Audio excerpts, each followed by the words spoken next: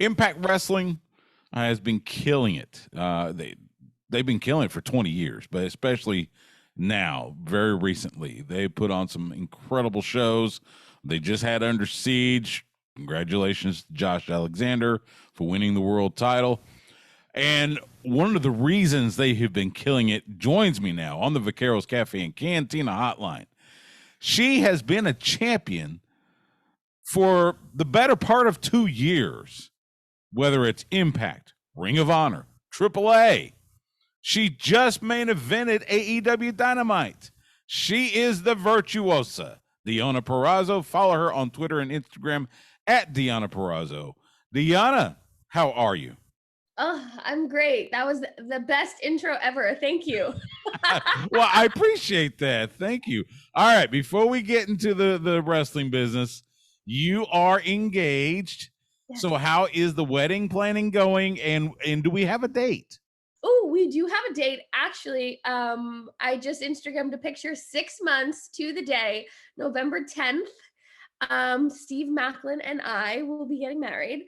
The wedding planning is great. I feel like I'm one of those girls who envision this for their entire life. So I kind of knew what I wanted. And Steve and I visited one venue and both looked at each other and we're like, this is it. Perfect. Okay.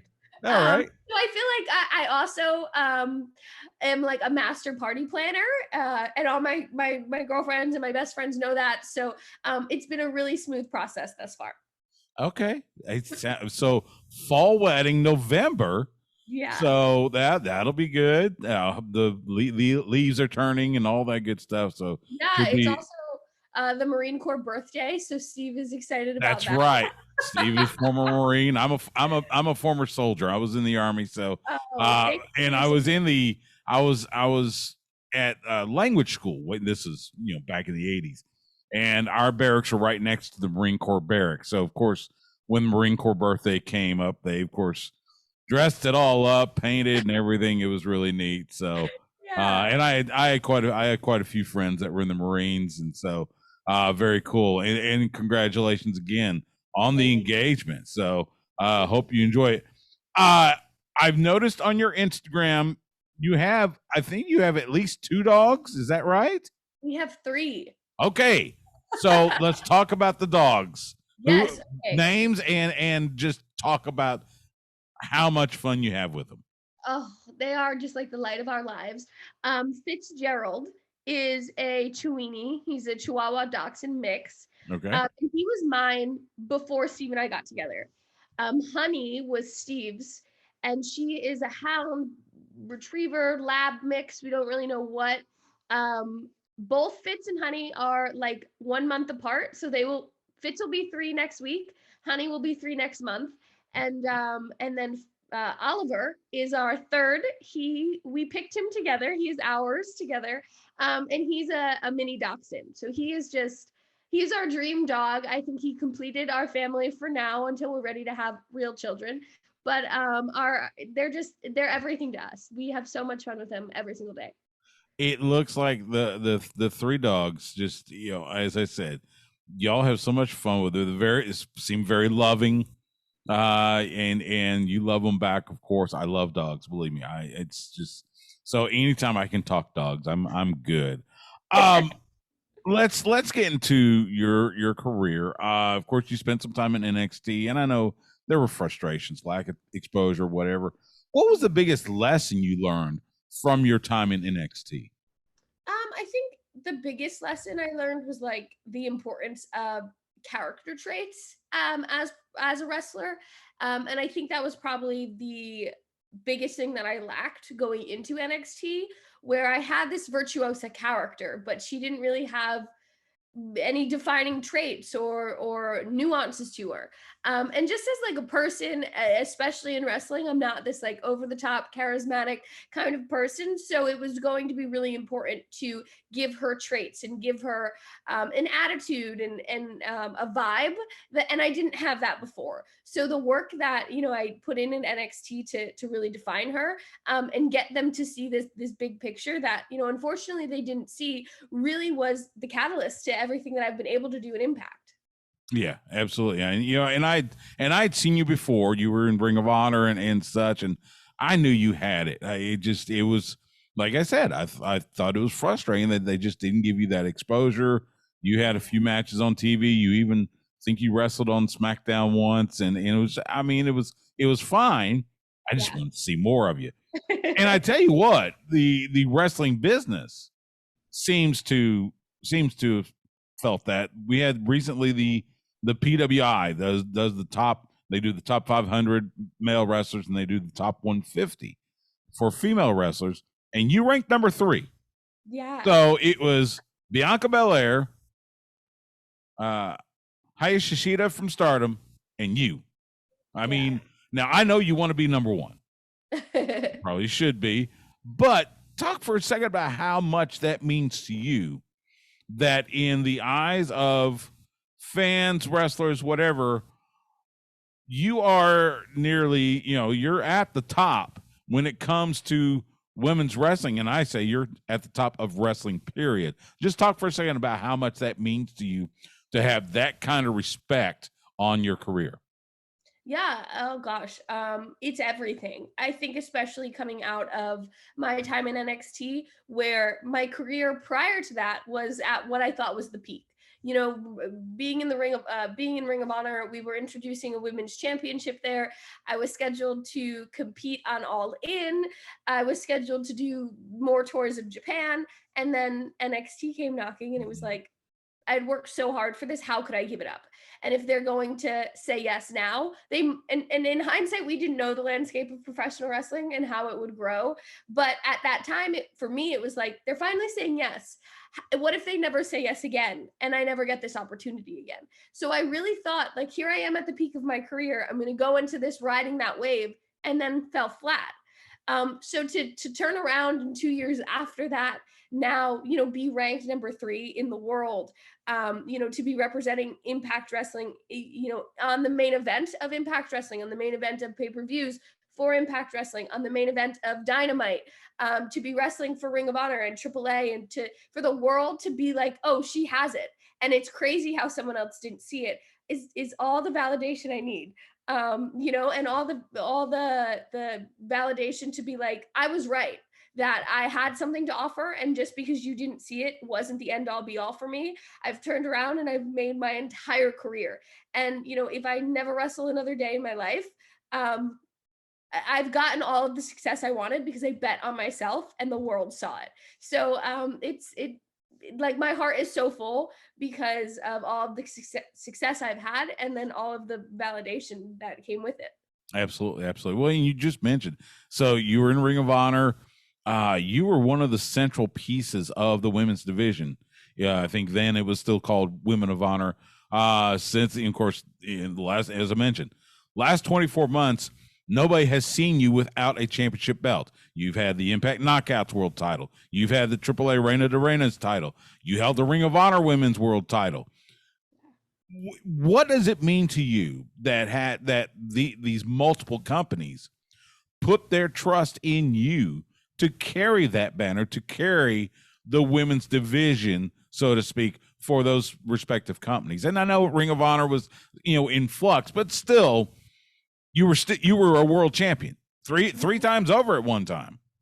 Yeah, it's crazy because I think that it's a testament to how hard I was willing to work, to not only continue to promote Impact, which is my home, but then Ring of Honor was like, hey, we're in this flux period, but you're going to carry us through it, and you are the face of our women's division. We want you to be the person that keeps us relevant until we figure it out. And then at the same time, going to Mexico and defending this belt, and then showcasing it on television in America every single week. I mean, it's just a testament to what they saw in me and the hard work they saw me put in, and be able to continue to do throughout 18 months. I mean, this has been the busiest 18 months of my life, but it's really cemented my legacy in wrestling. So I wouldn't have had it any other way. Absolutely. Talk with Deonna Purrazzo. You just mentioned about carrying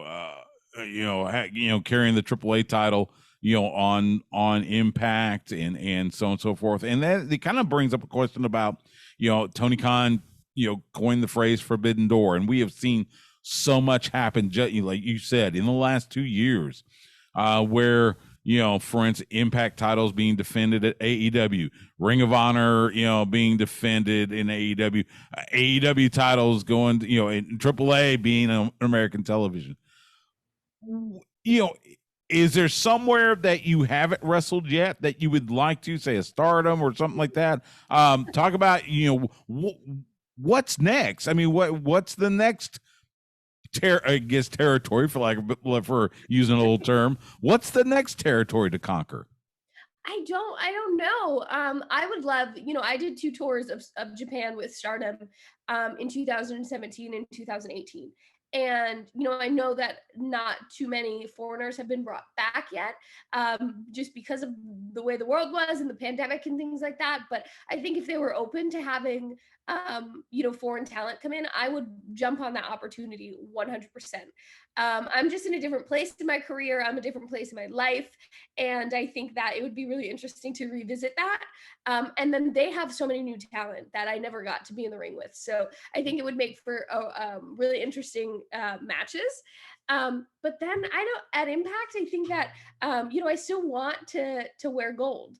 I still want to be a champion. Although I think that championship or not, I am a champion. It's a mindset. The belts don't define me, you know what I mean? However, we do have Knockouts World Tag Team Championships, and we do have a Digital Media Championship that I think I would like to become, the tag team champions with my best friend Chelsea Green, or wrestle her husband and win the social media championship. Matt Cardona, he's got the digital media title. He's got the NWA World Heavyweight Championship. His baggage is probably getting a little heavy. So maybe if you take the digital media title away from him, maybe he'll get through the airport without having to pay the overage fees. I don't know. We'll see. Just had Under Siege. You wrestled Taya Valkyrie, and unfortunately not successful to regain the AAA title. On top of that, we had a return, Mia Yim returning to Impact, and she seemed to be targeting you. So let's talk about your Impact Wrestling's going to the Orlando area. They will be at the Ocala Heritage Park Event Center in Kissimmee. That's this Friday and Saturday.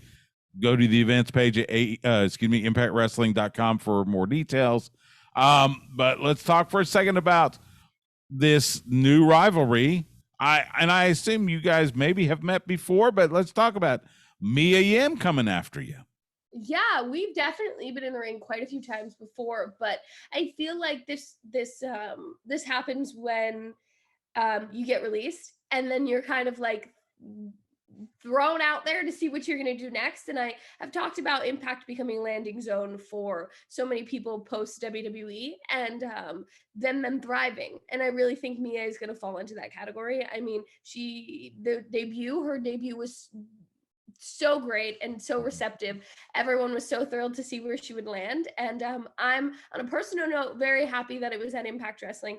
I know what she's been through, and I know what she was feeling while she was in WWE those last couple months. And I know what it's like to go out there and someone believe in you and then be like, hey, just be your true authentic self and let's run with it. And I think that the Mia Yim we saw debut Saturday night at Under Siege was the true authentic Mia Yim. So I'm excited to see what she's going to do next. However, that speaking, they always seem to come for the virtuoso when they debut. It's kind of like championship or not, I'm the face of Impact Wrestling, and everyone wants a piece of me. It does seem that way.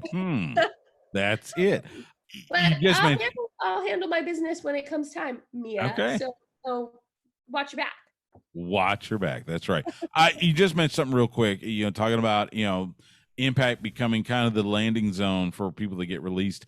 And it's something that I've talked about, over the course of, months, where when folks get released from WWE, and you hate losing the job, of course, that stinks, but it also seems like getting released from WWE, because that's that own universe. All of a sudden, it's almost like you're free. You're unshackled, and I hate to say that, but it's you now get to pursue whether it's Impact, AEW, New Japan, Ring of Honor, AAA, all these different avenues. Yeah. It's almost like a freeing experience. Talk for a second. I mean, and of course, you've been through that.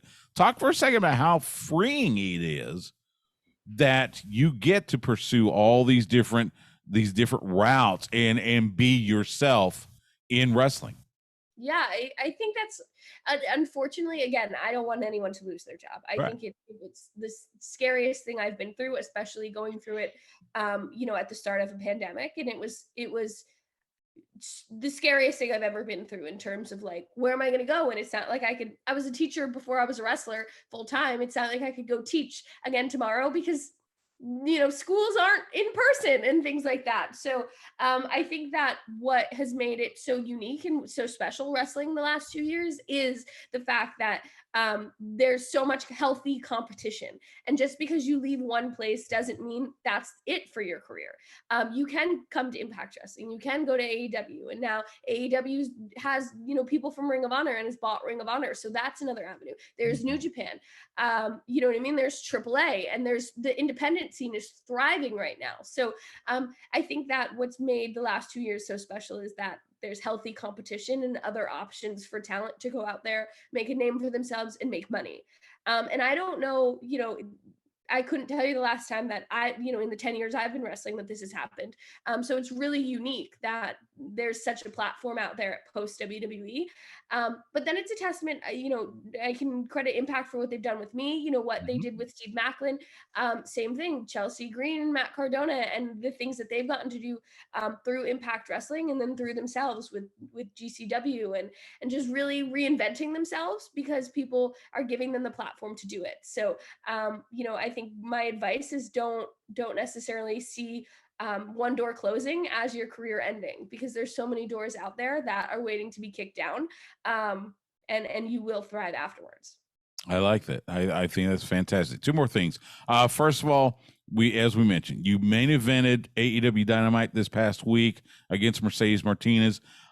Just talk for a second about how honored you were that you get to main event